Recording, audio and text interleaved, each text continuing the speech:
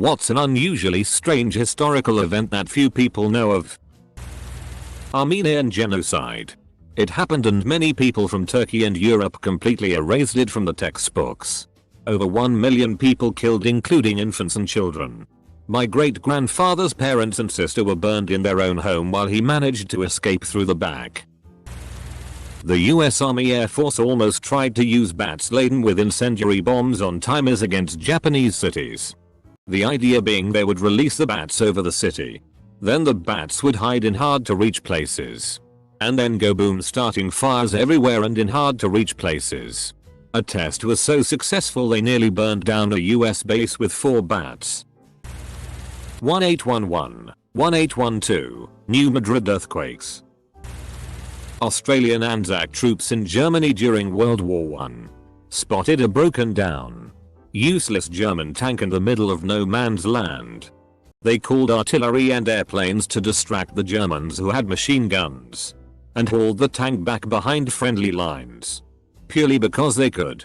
The tank was a model called the Mephisto, the last of its kind. It still sits in the Brisbane Museum to this day. All because a bunch of mad cunts wanted a shitty tank. From 1984-85, some Japanese candy companies were blackmailed by a person or group of people calling themselves the Monster with 21 Faces. It's actually really fascinating. Basically, they sent letters to a candy company telling them they had put cyanide into their products, causing the company to lose 20 million inches profit. They then turned their attention to another company and they actually drove the police superintendent to suicide. They then randomly stopped after that, sending a goodbye letter. No one was ever caught or identified. Though they caught a suspicious person on video and an undercover agent saw a strange man following him one night. It's actually really fascinating, like something out of a movie. The eugenics policies of the United States from the late 1800s to the late 1900s. Before 1933, California sterilized 4 times as many people, voluntarily and non-voluntarily, as the next 4 countries who practiced sterilization of its citizens combined. Hitler got very excited about the program and modeled his own after it. Most Australians know about Darwin getting bombed in World War II, and they were. Barely anyone knows that Broome was bombed a fair bit too. I never got taught this in school either. Had to read a book to find out. Quite annoying that only Darwin's bombings gets taught just because it's the capital of NT and Broome is in the far north of WA, so no one cares. Newcastle was also shelled by a Japanese submarine on the 8th of June 1942. For this not familiar with Australia, Newcastle is on the east coast of Australia, approx 3,877 kilometers southeast, by land, of Darwin. There was also a failed incursion into Sydney Harbour by 4 Japanese mini-subs. One of the subs sank an Australian naval ship, but all 3 subs were scuttled or sank and the crews died. The Tunguska event. An explosion the size of a 10 or 30 megaton nuclear blast in a remote Russian forest in 1908. That's over 1,000 times more powerful than the Hiroshima atomic bomb. It knocked down 80 million trees over 830 square miles and was observed around the globe as far as Washington, D.C. It was believed to be a meteorite exploding. But no crater was found, and it's believed the debris burned up in the atmosphere after the explosion. Thanks to Russia wanting Pepsi and being unable to pay for it with cash. Pepsi was briefly the 6th largest naval power on the planet due to being paid in Russian naval vessels. They sold the ships for scrap. But imagine if they'd kept it. Mad Jack Churchill. Only soldier who had a confirmed kill with a longbow. Charged Germans with a claymore. Played Amazing Grace. Come on his bagpipes as he got captured. You left out the best part. After he got captured, he escaped and made for the Channel, pre-D-Day. So no clue what his plan was once there. Close bracket. Gets captured again. Put in the special camp for the escapees. Escapes. Heads south this time. Is picked up by the Americans in Italy. Was en route post-victory in Europe to the Pacific when Hiroshima and Nagasaki happened. Was reportedly pissed at the Americans for cutting short a bloody good war. In 1916 they sentenced an elephant to death because he killed a circus worker.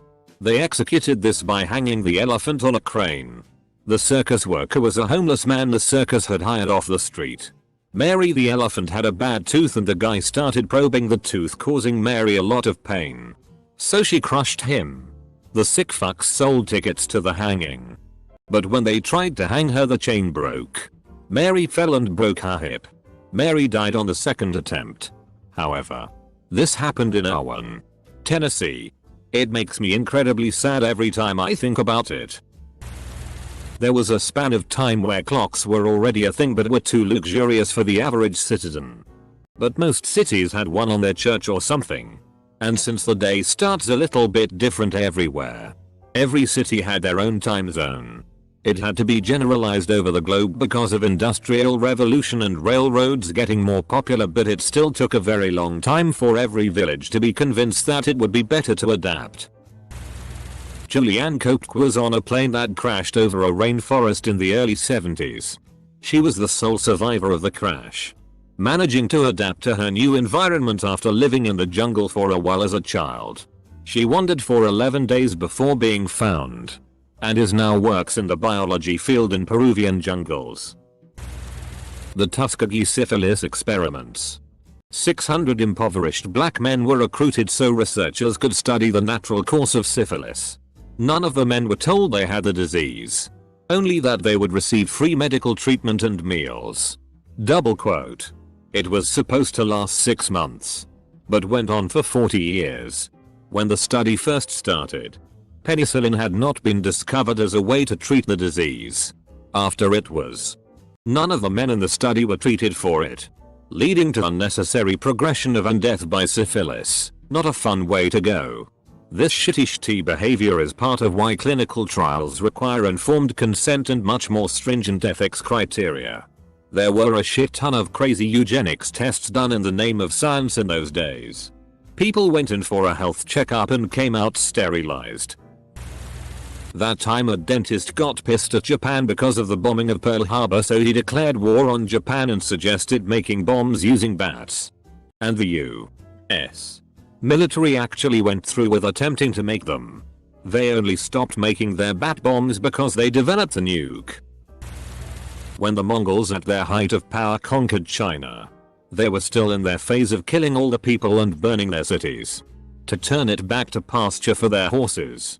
Huge swaths of Central Asia had already been treated so, laid to waste. There was one guy, I don't remember what his name was, a northern tribesman who'd fought against the Mongols but been captured and joined them. When they were deciding what to do with China, he convinced the Mongols there was more profit in leaving as it was and levying taxes, with which the Mongols could buy whatever they wanted. Apparently that hadn't occurred to the Mongols before, but that one guy definitely saved millions of lives. The Halifax explosion. In 1917 a munitions ship detonated, creating the largest non-nuclear man-made explosion in history. Thousands died. Thousands were injured. And the ship was burning long enough to attract enough attention that the detonation blinded even thousands more. Boston participated heavily in responding to the disaster. To this day, Nova Scotia donates the Christmas tree that is displayed publicly in Boston every year. The legend of the Green Children of Woolpit concerns 2 children of unusual skin color who reportedly appeared in the village of Woolpit in Suffolk, England, sometime in the 12th century, perhaps during the reign of King Stephen. The children, brother and sister, were of generally normal appearance except for the green color of their skin.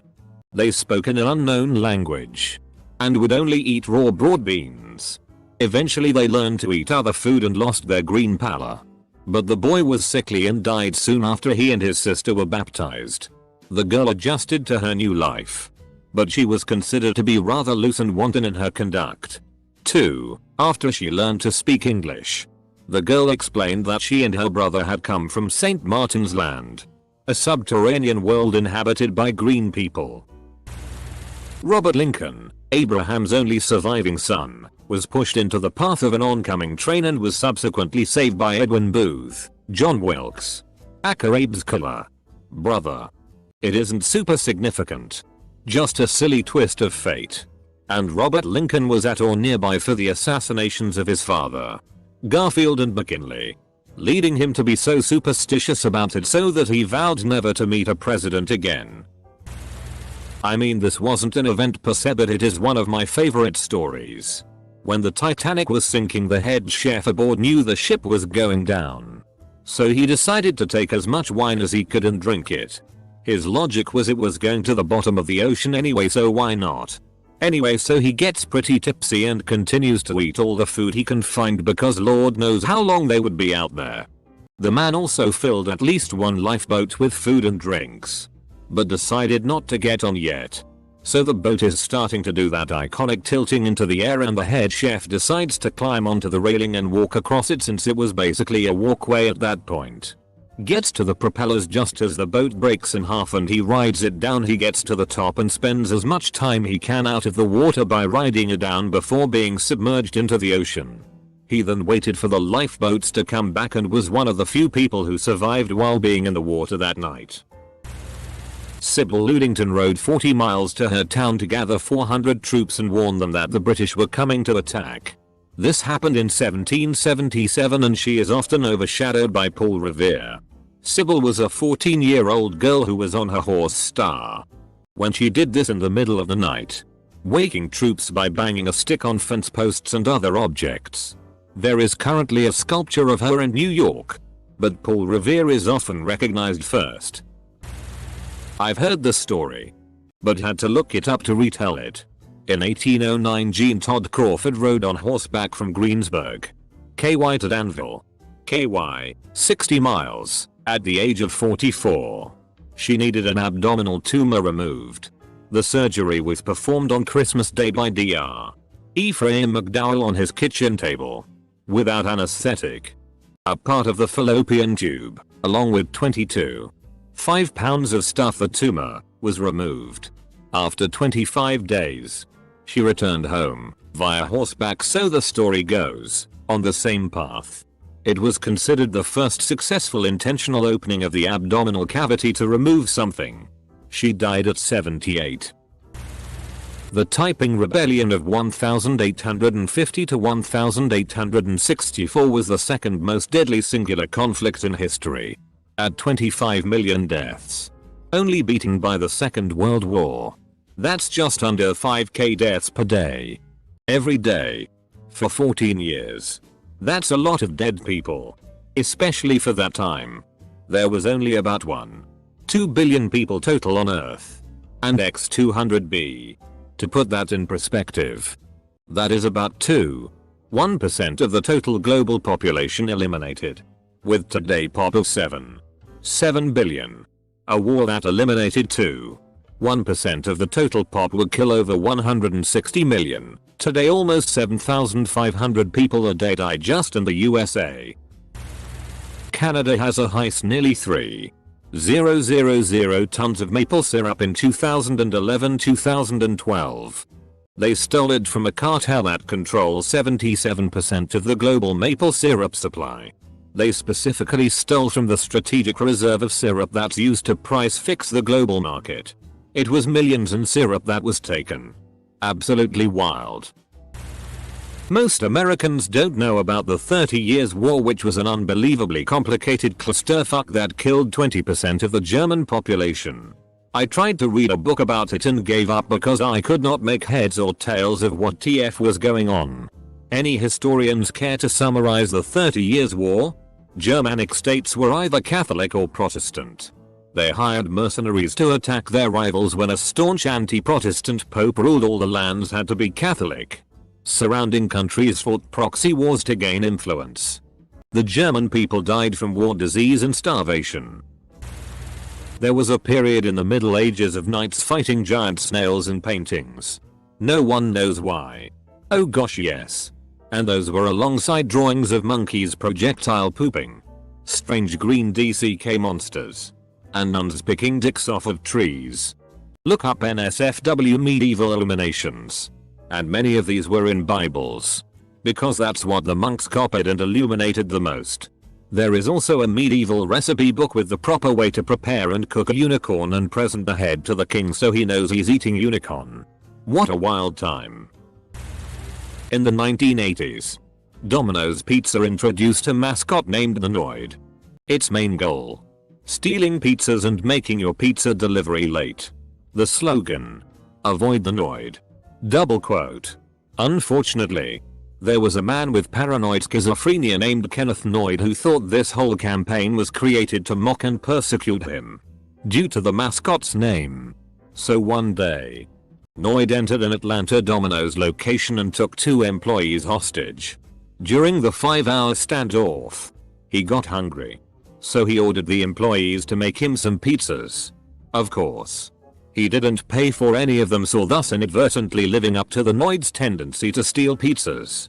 He was eventually apprehended and spent some time in a mental institution until his death in 1995. Meanwhile, Domino's retired the mascot due to what had happened and it was never mentioned again. Operation Mincemeat. The Nazis had an actual working King tornado cannon.